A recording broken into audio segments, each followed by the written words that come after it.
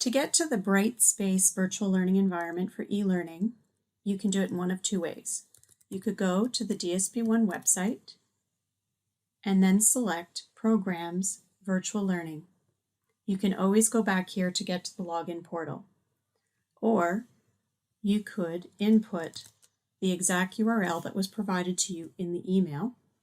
And when you select that, you will be redirected to this Microsoft online login, and you'll know you're in the right place when you see the DSP-1 symbol. Put in your school board email and then your school computer password. Note that it is not the password for your G Suite or your @gaffey.dsp1.ca account. It is the password for when you log into the computer. It is also the same as the password that you would use to get into My Blueprint. If you have trouble with your login, please use the support ticket link that is found in the welcome email.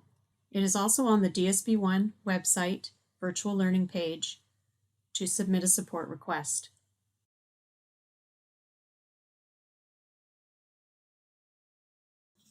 Once you log in, you land on the home page for our school board's Brightspace learning environment. Note that you are not yet in your course. There are two ways to get to your course. The first is to go to the waffle and then select your course from the drop-down menu. Another way is to go to the My Courses widget and to select the link here.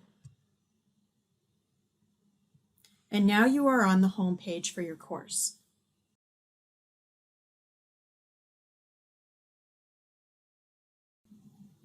Once you're in your course, it may have a slightly different visual appearance than this one because the teacher can change the links that are on the top navigation.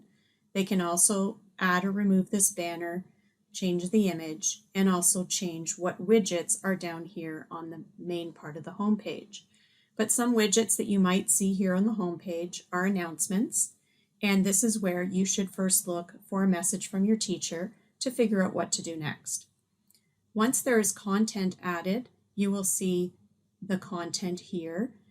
It'll look like it's in folders, but you can also go to the content by selecting this icon here.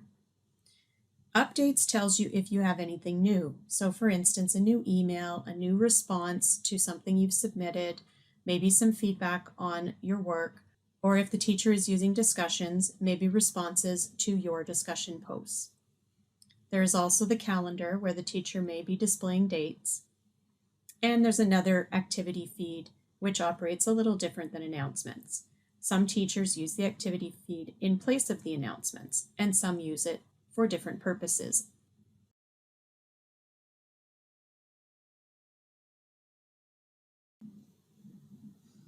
There are a collection of tools in this learning environment that work together, and I'm going to give a brief explanation of each and how it's useful to you. First, if your teacher is using checklist, you can go here to get a checklist of whatever it is you have to get done. They can add due dates there, which they can also add to the calendar. And this is a self-management tool, so you check off the items as you have them completed. It's to help you stay organized. Next, the content. So it is here that you will find your content. You will see links here to folders, and within those folders there can be different pages and items. So this is blank right now, but it will be filled with content once the course is started. So this is the main area for getting all your content that is needed during the course. And so you will spend most of your time here as it gives the links out to the other tools as needed.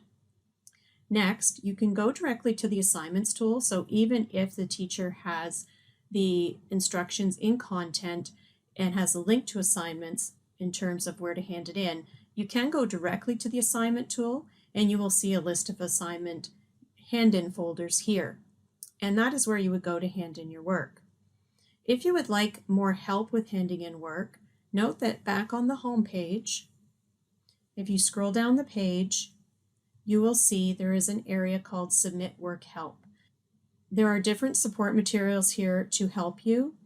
For instance, an overview of how to submit work in the assignment tool, and also how to scan and upload work using your board iPad or board laptop. This is if you have printed work that you want to scan to digital. It's quite easy to do from your board devices.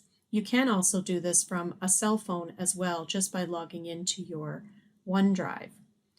So note that there's information about how to upload directly from your OneDrive, and also if you like using Google, how to connect your board Google Drive as well for the easy submission of work. So those supports are there to help you, and some are written and some are video oriented. So back in your course, the next tool is discussions. Your teacher may or may not be using discussions, but this is an area where you can have threaded discussions. It's possible they might be using it just for you to ask questions or to possibly support each other for things that you need to know in the course. There's also the class list. So here's an example of a class list, and what you'll see is the names of your peers in the course and also of the teacher, and it will identify who the teacher is over here.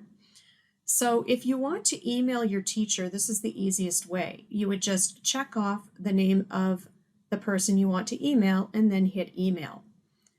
So that's the easiest way to email your teacher, and you should use the email within the course. It's important that you do not email external email addresses. This is only an internal system. Although your email will reach its destination, they will not be able to reply to you because this system will not accept incoming email. You can go directly to the email tool by going here, and you'll see that you can compose, you can organize folders and so forth like any other email. Notice the submission receipts. If you hand in work, you get a submission receipt. So if you're unsure whether something uploaded properly, you can come here and check to see whether you have a submission receipt for what you just submitted. One other common tool used is quizzes. You may or may not have quizzes in the course, but this is where you would go to access them. There are sometimes quizzes which are part of the learning, so they're what we call formative, and you can access them at any time and do them over again for your own learning. And then sometimes there are graded quizzes that self-score if it's multiple choice, true and false, and matching. If you have a quiz or a test in the course, this is where you will find it. And that's an overview of the most common tools that you may be using in your co-op course. And if you ever run into difficulties in using your course, you could start by talking to your teacher about the problem that you're encountering. They may be able to help you, or they may direct you to talk to me. Of course, you are welcome to email me at any time as well.